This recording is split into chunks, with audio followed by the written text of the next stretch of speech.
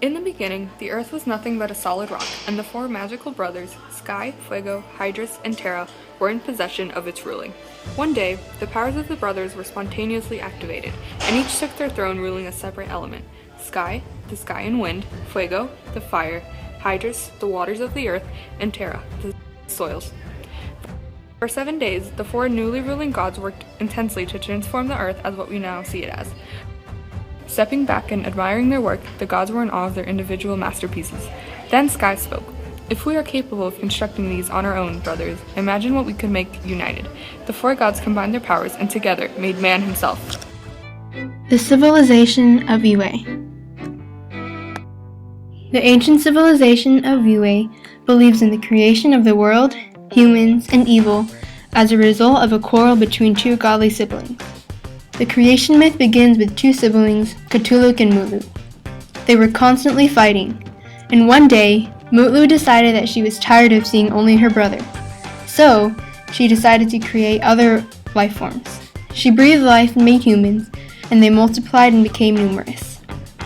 She saw that they would need a permanent place to live, and so she created earth, plants, and animals. She made oceans, mountains, and rivers, and they were teeming with life. She placed the humans here and they lived happily. The Yue civilization believed that the world had only goodness and peace in the beginning. However, when her brother Cthulhu saw what Mutlu had created, he was furious that he wasn't informed of it. He breathed evil onto humankind, spreading greed, anger, and fear. He created dangerous rivers and storms.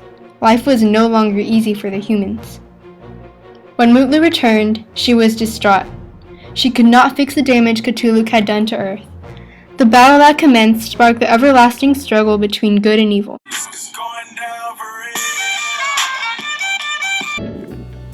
Since the civilization is pastoral, the jobs are mainly labor-intensive, involving working with a small herd of animals, gathering food for other members, and setting up a camp for the night.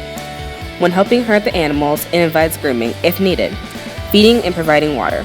Gathering food is a very vital job around the camp, not only because people who complete the task provide food, but they search far and wide to help get the needed amount. The keepers of the camp keep peace among the members and hold down the fort during the day and night. A group of archaeologists have recently discovered artifacts from the civilization in a cave near the Kotu River. Why are we even in this cave? It's been 5 hours. Legend has it, the ancient statue of Yue resides in this cave. Small figurines of some of the deities that the Yue civilization worshipped. They were valued as ways to appease the gods.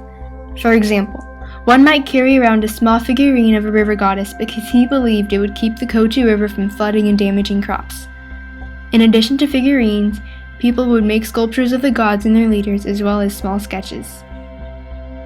The establishment of a written system was brought about by the need for a more efficient way of communication. This written system, called Yazmak, was very unique from other societies' forms. The purpose of this was so that communication would not be confused with others since they came into frequent contact with other societies.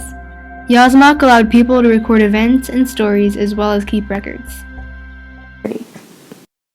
In the end, the people didn't die from war or a disease or enslavement by a global power. As the population grew, the weight of the people made the island sink. So the end. Just kidding. The destruction of the island chain came from lithospheric instabilities, resulting in a pressure buildup. In other words, the population just became too much and the island sunk. What a wonderful world.